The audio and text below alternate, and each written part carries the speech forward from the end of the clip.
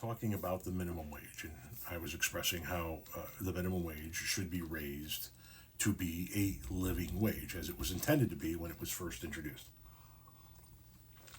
And this person says the market should set the wages, not the lame ass government. The market does set the wages.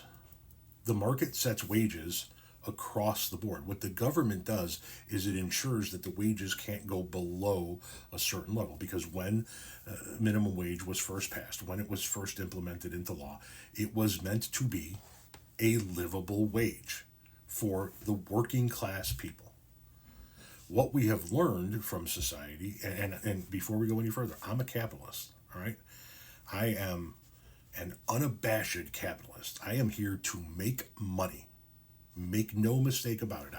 I am trying to make sure my family is taken care of in a capitalistic system without question. Having said that, I am for heavily regulated capitalism, because what capitalism has shown us is that without regulations, without rules in place, without laws in place and guardrails in place, capitalism will run over the little man and woman. And that's why we have a minimum wage, because without a minimum wage, people would pay less than what currently is the minimum wage, which is $7.50 an hour. And nobody can survive on $7.50 an hour anywhere in this country. It's impossible. The minimum wage has not been raised since 2009. $7.50 an hour is a fucking joke. I don't give a shit. You can go to the smallest little hodunk town in the ruralest part of the ruralest state in the United States of America, and you will not be able to survive on $7.50 an hour working 40 hours a week.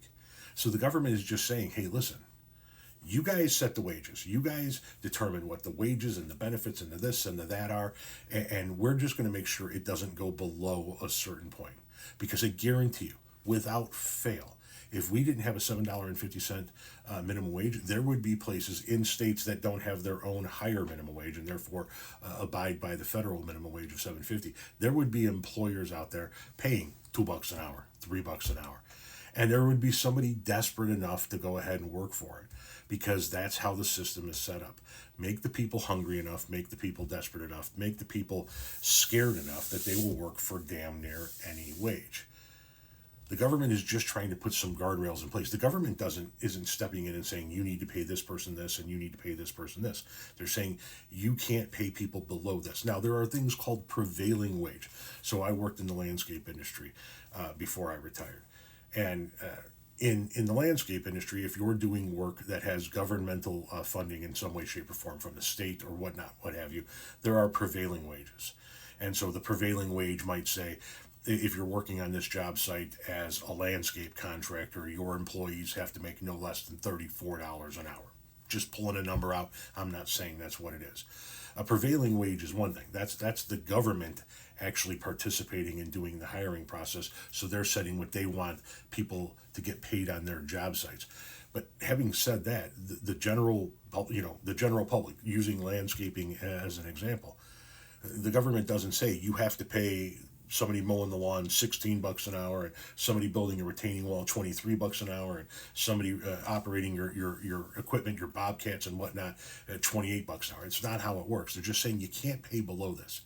And it's ridiculous that law even has to be in place, but it does have to be in place. So the market does set the wages. It sets the wages. It sets the benefits packages. It sets all of that stuff.